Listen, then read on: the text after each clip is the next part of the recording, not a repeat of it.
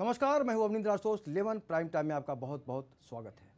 भारत की आबादी तकरीबन 130 करोड़ को पार कर चुकी है, लिहाजा भारतीय नागरिकों में कहीं ना कहीं बढ़ती जनसंख्या पर काबू पाने के प्रति जागरूकता भी बढ़ी है। लेकिन भगवा चोला ओढ़े कुछ साधुओं और साध्वियों को जनसंख्या पर लगाम लगाना खल सा रहा है। जी हाँ, हम बात कर रहे हैं साध्वी प्राची के नवीनतम बयान की, जिसमें उन्होंने कहा था कि हिंदू महिलाओं को 4 बच्चे पैदा करना चाहिए। मोहतरमा साध्वी प्राची ऐसा बयान देने वाली इकलौती नहीं है। इनके साथ इसी तरह का बयान चंद दिनों पहले बेतुकी बयानबाजी के महारथी और बादशाह साक्षी महाराज ने भी दिया था। साक्षी महाराज ने कहा था कि हिंदू महिलाओं को 4 बच्चे पैदा करना चाहिए, जिनमें से एक को सेना में भेज दो और एक को साधु महात्माओं को दान में दे दो। अब सवाल ये उठता है कि ऐसी राय देने वाले या तो भारत में बढ़ती जनसंख्या के बारे में नहीं जानते या फिर इस बेतुकी बयानबाजी से सुर्खियों में बने रहना चाहते हैं। सवाल यह भी है कि इन फैमिली एडवाइज़रों से कि आखिरकार इनको ऐसी सलाह का अधिकार किसने दिया, कितने बच्चा पैदा करते हैं, किस बच्चे को क्या बनाना है, ज़्यादातर माँ बाप ही ये तय करते हैं। लेकिन यहाँ तो भगवा रंग ओढ़े इन लोगों को बेतुकी बयानबाजी करने से मतलब ही नहीं है।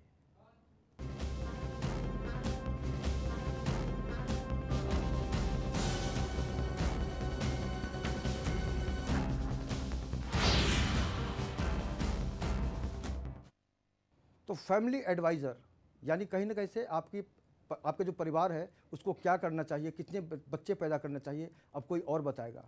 हमारे घर में अक्सर हमने देखा था कि हमारे जो वरिष्ठ होते हैं, हमारे जो बुज़ुर्ग होते हैं, वो सजेशन देते हैं लेकिन ऑर्डर नहीं देते। ये तो खुलेआम कह रहे हैं कि आने वाले दिनों में किस हिंदू औरत को कितने बच्चा पैदा करना चाहिए। सबसे पहले सुनते कि किस तरह से बयान आए जिसको लेकर आज पूरे देश में विवाद की स्थिति है। स्वामी जी के भाषण पर, प्रवचनों पर अपने को जोड़ते हुए निवेदन करना चाहते हैं, कम से कम 4 बच्चे पैदा करो। एक हम साधु महात्माओं को दे दो, एक को हमारे पत्रकार पूछ रहे थे सीज पार उल्लंघन हो रहा है तो एक सीमा पर भेज दो। एक संतों को दे दीजिए, एक समाज के काम आएगा, विश्व हिंदू परिषद की झोली में डाल दीजिए माताओं बहनों। वो देश की रक्षा, देश की सुरक्षा, देश की संस्कृति के लिए काम करेगा, वो बहुत जरूरी है। तो अब कौन तय करेगा कि किसको कितने बच्चे पैदा करने हैं? इस पर विवाद पैदा हुआ है और इस पर राजनीति भी हो रही है। इस चर्चा में हमारे साथ खास मेहमान जुड़ेंगे। हमारे साथ हैं महिला समाज संगठन से जुड़ी हुई हैं, मानवाधिकार से जुड़ी हुई हैं गीता कपूर। गीता जी, बहुत बहुत स्वागत है आपका। और हमारे साथ हैं अखिलेश तिवारी जी, ब्राह्मण एकता संघ के अध्यक्ष हैं महाराष्ट्र के। और इनके अलावा हमारे साथ मोहम्मद असलुद्दीन चिश्ती साहब धर्म गुरु हैं, वो जुड़ रहे हैं। चिश्ती साहब, आपका बहुत बहुत स्वागत है। अगर हम आज की तारीख में बात करें कि इस तरह के जो बयानबाजी हो रहे हैं, सबसे पहले गीता जी आपसे जानना चाहेंगे आपकी पहली प्रतिक्रिया क्या है? मेरी पहली प्रतिक्रिया ये है कि अगर बच्चे हस्बैंड वाइफ को उनको सोचना चाहिए कितने, ये लोग कौन है सलाह देने वाले? साधु और संघवी है, इन लोग का अधिकार नहीं जो बोलने का। वो पर्सनल लाइफ होती है हस्बैंड वाइफ की जी। और जो पहले हमारे हम दो हमारे दो, ये हमारे इसमें चलता ही था ये करके। तो परिवार को, हस्बैंड वाइफ को मालूम है कि अपने को कितने बच्चे होना चाहिए, कितने बच्चे को हम संभाल सकते हैं, उनकी पर्सनल लाइफ है। इनको कुछ बैठे बैठे काम धंधा नहीं है, कुछ भी बकते रहते हैं। तो इनके बातों पर तो पब्लिक आएगी ही नहीं, पहली बात। तो इसके लिए इनको बैठ के खाली झगड़ा लगाने का इतना ही काम है। लेकिन अगर हम बात करें तो आपको नहीं लगता कि वाकई आज ये जो लोग हैं उनका जो सबसे बड़ा सच है वो गृहस्थ में नहीं है, वो कुंवारे हैं? अखिलेश जी, आप किस तरह से देखते हैं इस बयान को? मैं निश्चित तौर से ये देखता हूँ, यदि कोई संत या साधु जो शब्द बोलता है, पूरे देश में मीडिया उसे एक ऐसा हवा बनाता है कि जैसा कोई नया विषय आया है। इसके पहले ईसाई धर्म गुरुओं ने घोषणा किया, केरल में आया। इसके पहले इस्लाम धर्म गुरुओं ने कहा, उस पर कोई आपत्ति नहीं हुई। हम ये कहते हैं देश में कायदा है और जनसंख्या नियंत्रण करने की विधि है, उस पर स्पष्ट कानून का दायरा हर नागरिक को मानना चाहिए और उसका पालन होना चाहिए। ये तो जो आज शुरू हुआ, एक नई बहस शुरू हुई है, तो निश्चित तौर सरकार को मापदंड बनाना होगा कि भारत में जो भी नागरिक हैं उनको जो जनसंख्या रोकने का कायदा बना हुआ है उसको पालन करना होगा। लेकिन आपको नहीं लगता कि आज हम जिस तरह से विकास की बात कर रहे हैं, समाज को आगे ले जाने की बात कर रहे हैं, उसमें बाधा डालने का काम करते हैं ये इस तरह के बयान? निश्चित तौर से हम ये कहते हैं इस प्रकार का विवाद कोई भी लाभकारी होता नहीं है। आप देख लीजिए, इतिहास उठा करके देख लीजिए। अब हम 21वीं शताब्दी में आए हैं, सबका साथ सबका विकास। हम भारत के नागरिक हैं, कोई भी व्यक्ति किसी भी उपासना पद्धति हमारी भले अलग हो, लेकिन हम इस देश के नागरिक हैं। जितना हमारा अधिकार है उतना अन्य उपासकों का भी है। तो अब हम लोगों को बैठ करके विचार करना होगा कि देश में एक ही कायदा चलेगा और समान नागरिकता कानून जल्द से जल्द लागू करना चाहिए। आपके चैनल से मेरी मांग है। अब इसी समान नागरिकता से हमेशा हमेशा के लिए विवाद बंद हो जाएगा। बिल्कुल। चिश्ती साहब, आपने भी सुना बयान को, आपके ऊपर क्या गुजरी एक इंसान होने के नाते? क्या आपको लगता है कि वाकई अब हमें बाहर से सुनना पड़ेगा हमें कितने बच्चे पैदा करने चाहिए? हमें किसी से कोई मशवरे की ज़रूरत नहीं है कि हमें कितना बच्चा पैदा करना चाहिए। ये तो हमारी अपनी सोच है। हम कितना परवरिश कर सकते हैं, कितना संभाल सकते हैं, कितना अपने बच्चों को अच्छे से अच्छी लाइफ उनके बना सकते हैं, ये हमारी अपनी पर्सनल लाइफ है कि हमें क्या करना है। हमारा बच्चा IAS बनना चाहेगा, उस लायक हो तो वो बनेगा, पुलिस वाला बनना चाहेगा तो वो बनेगा। लेकिन ये लीडर या कोई साधु आके तय करे, ये इनका अधिकार नहीं है। अधिकार तो हमारा है, या हमारी वाइफ या हमारा जो भी परिवार है उसका अधिकार है कि हमें क्या करना है। बिल्कुल। अगर ये लोग इस तरह से बात करते हैं तो मैं कहता हूँ ये कोई साधु नहीं है, ये असत्य बातें हैं, ये बिल्कुल थर्ड क्लास बातें हैं जिसका कोई वैल्यू नहीं है। और मैं कहता हूँ हिंदुस्तान के तमाम समाज के लोगों को इन बातों पर ध्यान देने की कोई ज़रूरत नहीं है। हर आदमी का हक है अपनी ज़िंदगी जीने का। इनके तरीके से ज़िंदगी जीने की कोई ज़रूरत नहीं है। इनके घर में माल पहुंचता है, ये 2 बात बोलते हैं, इनके घर में पैसे पहुंचते हैं। ये लीडर है या जो भी है, लीडर तो फलता फूलता है साहब, चाहे हार जाए चाहे जीत जाए। आम जनता इसको कैसे गुजारती है वो उसके दिल से जाके पूछिए। आज जैसे कि इतनी महंगाई है, सबका साथ सबका विकास हमारे मोदी जी ने कहा। मैं कहता हूँ ठीक है, ये चीज़ आप लेके आइए, वेल एंड गुड, बहुत अच्छी बात है। हर हिंदुस्तानी का हक है कि वो अपनी ज़िंदगी को अच्छे से गुजारे और डेवलप करे। देश डेवलप होगा, लोग डेवलप होंगे, लोग डेवलप होंगे तो जाहिर सी बात है परिवार में 4 बच्चे हों कि 14 बच्चे हों, सब डेवलप होंगे। किसी का अधिकार नहीं है कि हम 4 पैदा करेंगे, 40 पैदा करेंगे, 2 पैदा करें। ये अपनी कैपेसिटी है, अपनी समझ है। बहुत सी हमारी माँ बहनें हैं जिनको एक भी बच्चा नहीं है। आज वो कहाँ नहीं जाती हैं, किसी मंदिर में जाके बता दो, कोई पत्थर की पूजा करने बता दो, वहाँ भी जाती है साहब हमको किसी तरीके से एक संतान प्राप्त हो जाए।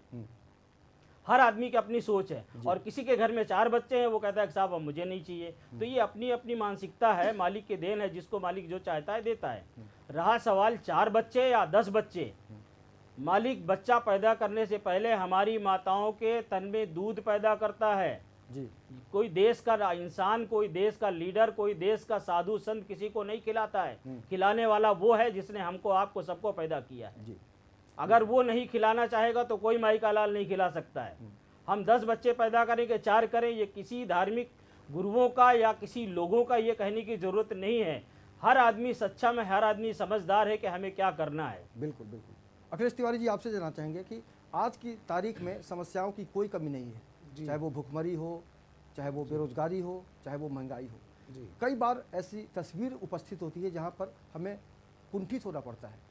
कहने को तो बहुत कुछ है, जिस तरह से हमें वादा दिखाया गया, सपने दिखाए गए कि अच्छे दिन आएंगे, लेकिन आपको नहीं लगता कि वाकई इस तरह के बयान से बचना चाहिए था सरकार को, या फिर कुछ ऐसी बातें करनी चाहिए थी जिससे हर आदमी को ये महसूस हो कि हाँ मुझे इसमें जुड़ना चाहिए? क्या कहेंगे आप? निश्चित तौर से इस प्रकार के बयान से एक प्रकार से विकास में बाधा निश्चित तौर से आती है, लेकिन ये बयान एक पक्ष से नहीं आ रहा है। मुझे तो मीडिया के पक्षपात पर भी प्रश्न मैं उठाना चाहता हूँ कि आप हर लोगों की बात उठाइए और ऐसे लोगों पर बयान पर प्रतिबंध लगे, चाहे किसी पार्टी के हों, चाहे किसी धर्म से हों, ऐसे लोगों का प्रतिबंध लगना चाहिए। अच्छा, कि आप देश में माहौल खराब न करें। तिवारी जी, मीडिया ने क्या गलती की? मीडिया ने इस प्रकार की, देखिए, अगर आप जनप्रतिनिधि हैं, साध्वी हैं या फिर सेलिब्रिटी हैं, तो आपको निश्चित रूप से आपको सवालों का जवाब देना पड़ेगा। और मीडिया का देखिए, मीडिया का इसमें ये प्रश्न है, सुनिए मेरी बात। अगर जिस प्रकार से भगवा ब्रिगेड को बदनाम किया जा रहा है, आप हर चैनल पर देख लीजिए। इसके पहले केरला के चर्च से घोषणा किया गया कि हर ईसाई को 5 बच्चा पैदा करना चाहिए। आपके किसी मीडिया के चैनल से उदाहरण मेरे पास उपलब्ध है, 2 दिन की बात है, लेकिन किसी भी चैनल पर जिस प्रकार से साक्षी महाराज का, जिस प्रकार से साध्वी का बयान दिखाया जा रहा है, उनका नहीं दिखाया जा रहा है। तो इसलिए यहाँ पर एक आशंका पैदा होती है, मीडिया भी अपने व्यवहार में परिवर्तन लाए और ऐसे लोग जो बयान दे रहे हैं, बयान के सम्राट हैं, उनको विकास के तरफ में लाना चाहिए कि आज जनसंख्या विस्फोटक हो रही है, साधनों की कमी हो रही है, कानून बना हुआ है कि यदि 2 बच्चे के बाद जिनका जो भी नागरिक का 2 बच्चे से ज़्यादा होगा, भारत का कोई चुनाव नहीं लड़ सकते हैं, वगैरह वगैरह बंदिशें उनके ऊपर है। लेकिन आज भी बहुत सारे नेता हैं जिनके बहुत सारे बच्चे हैं। अगर आप लालू यादव की बात कीजिए तो उनके कितने बच्चे हैं दुनिया को पता है। 2003 में या 2002 में ये कायदा आया, जीआर आया है, इसके पहले नहीं। लेकिन अभी गवर्नमेंट मतलब जो सरकार है स्पष्ट रूप से जीआर प्रकाशित करे और ये नियम कड़ाई से लागू करे और उसमें भेदभाव न करे। मेरी आपके चैनल से ये मांग है। अगर हम नाथूराम गोडसे को सुनते हैं, देखते हैं या फिर उनके बारे में कुछ भी महसूस करते हैं तो सबसे पहले जो तस्वीर उभरती है वो होती है एक हत्यारे की, क्योंकि महात्मा गांधी की हत्या की गई थी। हालांकि हिंदू संगठन कहते हैं कि वध किया गया था। निश्चित रूप से आज हमें अब इस वक्त का की जो खासियत है वो समझ लेनी चाहिए। चिश्ती साहब, आपको नहीं लगता कि बहुत सारी जो समस्याएं हैं उनको हम फेस ना करें इसलिए इस तरह के बयानबाजी आते हैं सामने? लोग क्या करते हैं, जब लोगों के पास कोई काम धंधा नहीं रहता है तो देश के जो नागरिक है उनका दिमाग डाइवर्ट कर देते हैं कहीं ना कहीं। ये डाइवर्ट करने का काम है, ये राजनीतिक नहीं है। ये लोग सिर्फ आपके मीडिया में बने रहें और इनकी दुकान चलती रहे और इनके पास माल पहुंचते रहें और ये लोगों के साथ मिलकर लोगों को अपनी तरफ खींचते रहें, ये इस तरीके का काम है। ये अच्छे लोगों का काम नहीं है। जो लोग अच्छे का लोग हैं वो अच्छा काम करते हैं जी बिल्कुल, और अच्छा काम करते रहेंगे। देश में हमारे अच्छे लोगों की कमी नहीं है। न जाने कितने आए और कितने गए और कितने आएंगे। अच्छी सोच की कमी है।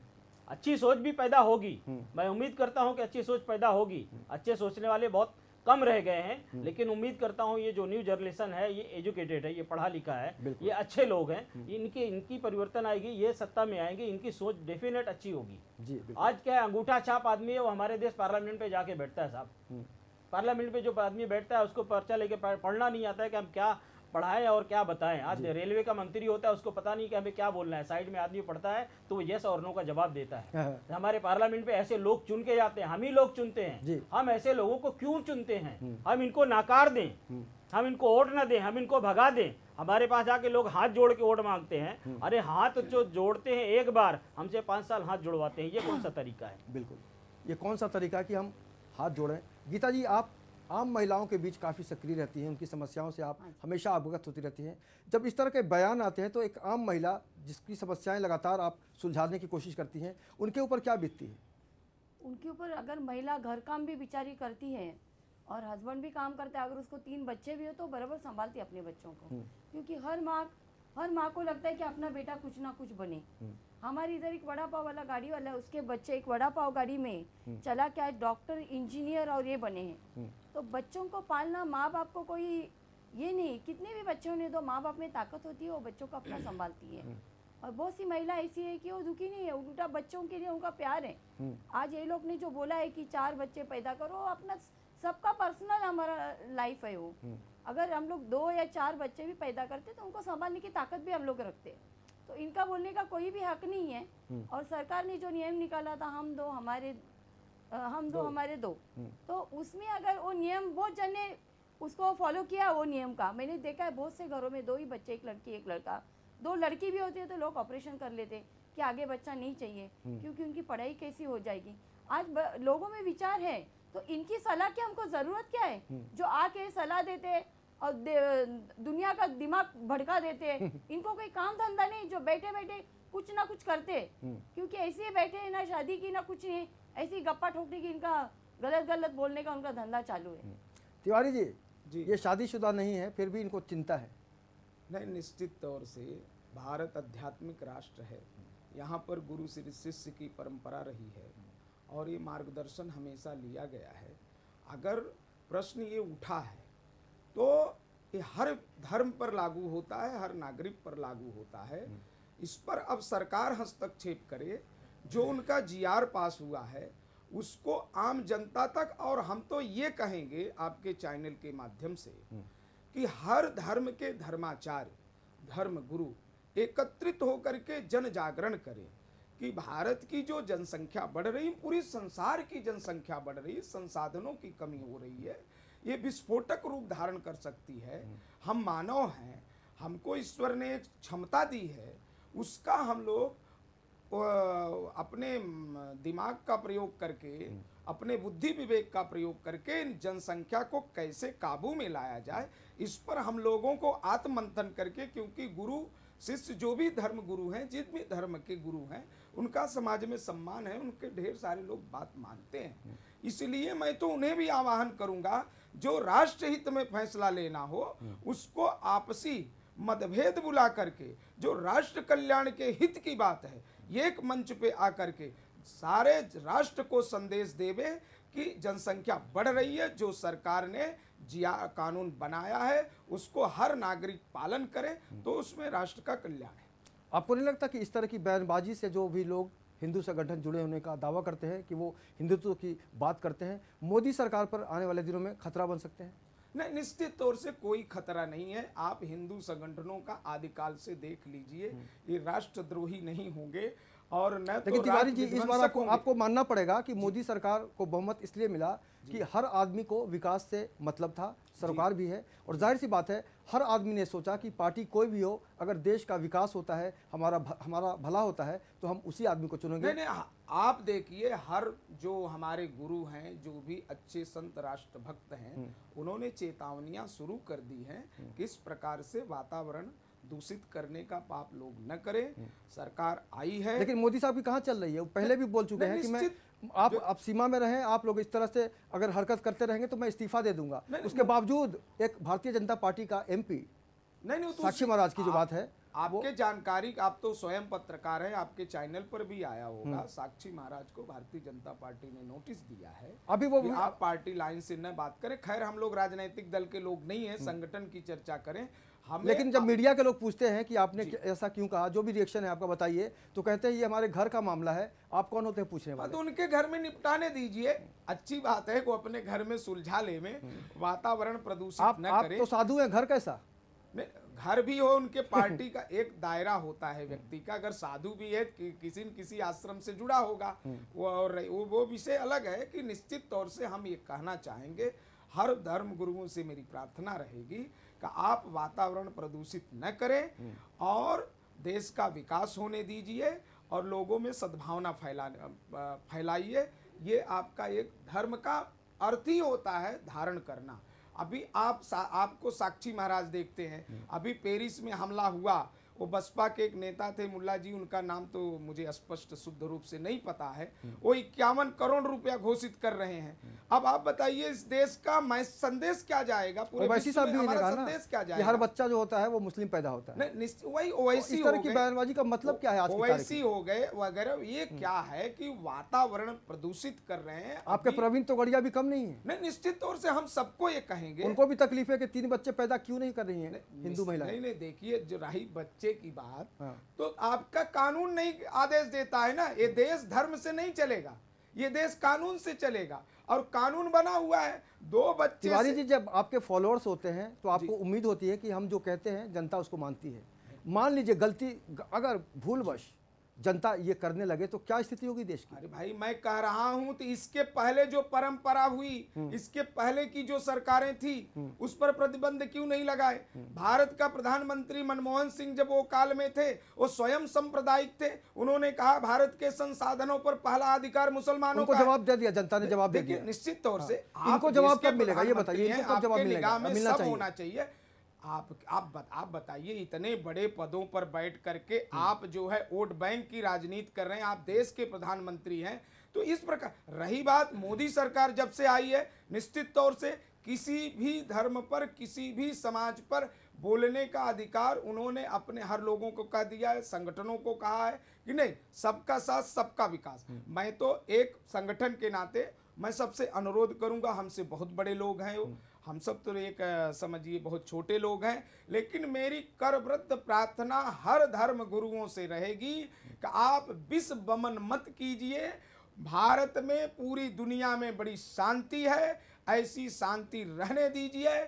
और फिर से आदिकाल में जो भारत विश्व गुरु था, फिर से बनने की तैयारी अग्रसर हो रही है भारत की। तो आप लोग यही संदेश शांति का दें, पहले आप अपना घर सुधारिए, हम लोग भाईचारा से रहें, भारत राष्ट्र विकास होने दीजिए, और यहाँ पर एक वातावरण प्रदूषित करने का महापाप मत कीजिए। आप लोगों से मेरी नम्र विनती है। चिश्ती साहब ये बताइए कि ऐसे लोगों को कोई हक है कि सार्वजनिक जीवन में काम करें, जो समाज में जहर घोलते हैं, विष वमन करते हैं, किसी भी पार्टी के हो, किसी भी धर्म के हो? देखिए साहब, कोई भी पार्टी आज तक जितनी भी आई है, मैं ये नहीं कहूँगी कि सारी पार्टियाँ साफ़ सुथरी हैं।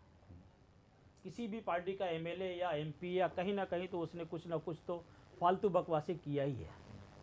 जाहिर सी बात है कि जब वो अपने स्टेज पर पहुंचता है और जब वो जनता का देखता है कि हमारे सामने बहुत सारी जनता खड़ी है, तो वो अपने होश को खो बैठता है और अपनी जोश में ऐसी बातें कहता है कि जैसे वो समझता है कि हिंदुस्तान की चाबी मेरे हाथ में है, जबकि हिंद की चाबी किसके हाथ में है ये किसी को पता नहीं है। जो कल प्राइम मिनिस्टर था आज वो नहीं है, इसके पहले जो था वो भी नहीं है, आज जो है क्या ज़रूरी है कि वो कल प्राइम मिनिस्टर होगा?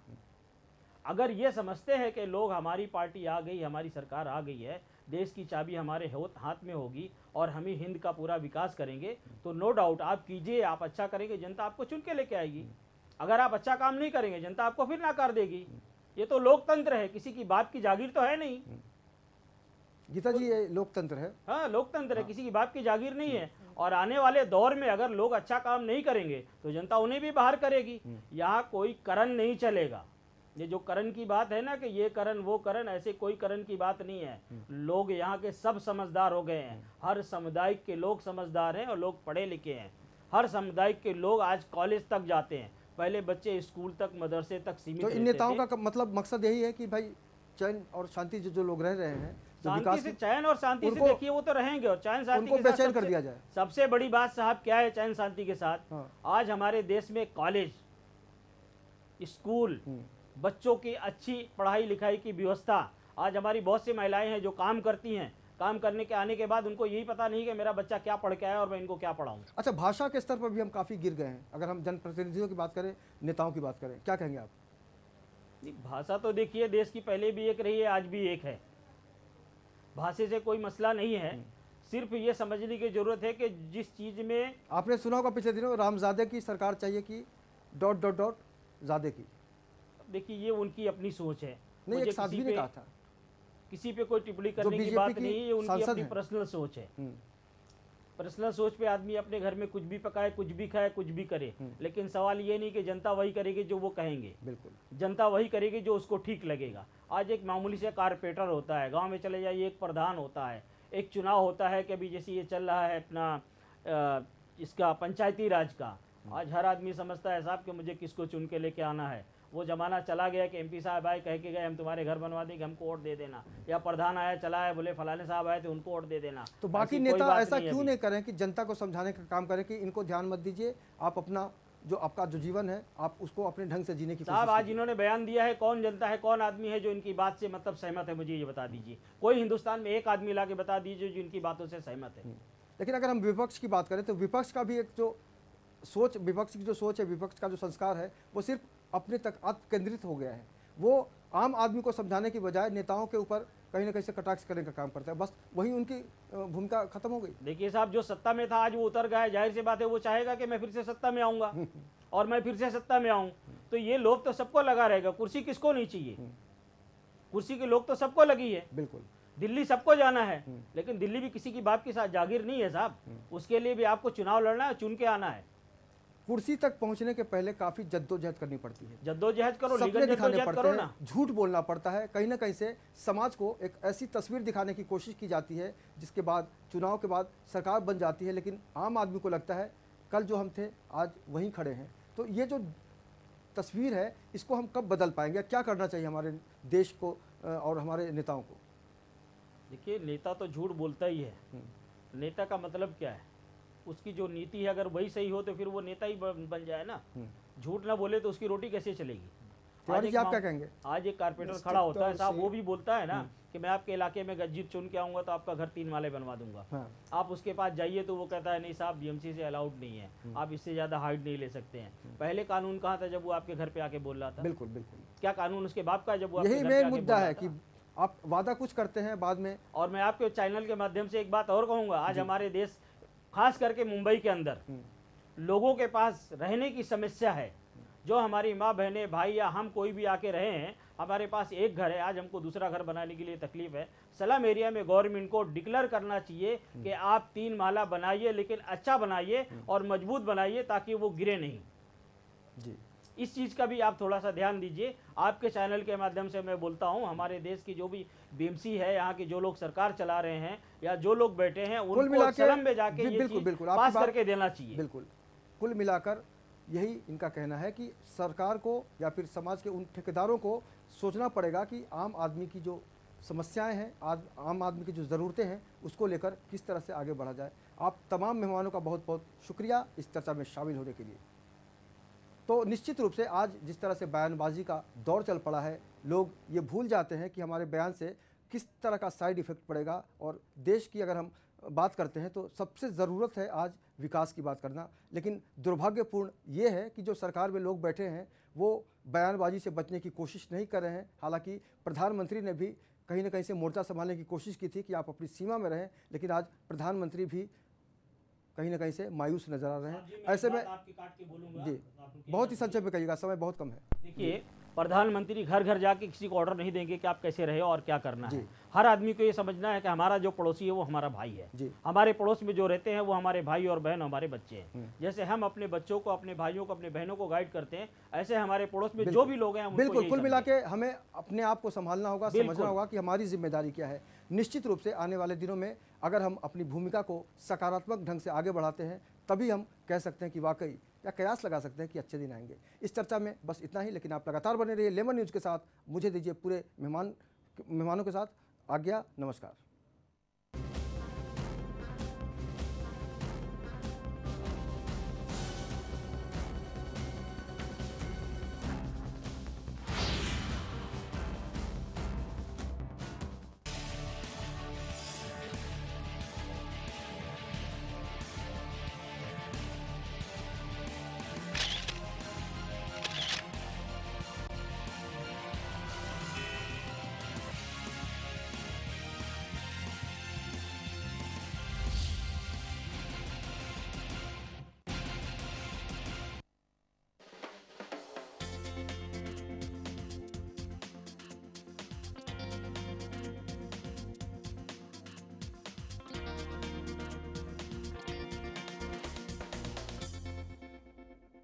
જેના કાંકરે કાંકરે અનંત સિદ્ધ થયા છે, જેના ગુણ શ્રી સિમંદર સ્વામી પણ ગાય છે, એવા ત્રણેય લોકમાં પૂજનીય શાશ્વત શ્રી શેત્રુંજય તીર્થાધિરાજ પર સોનેરી ઘડીનું આગમન થઈ રહ્યું છે.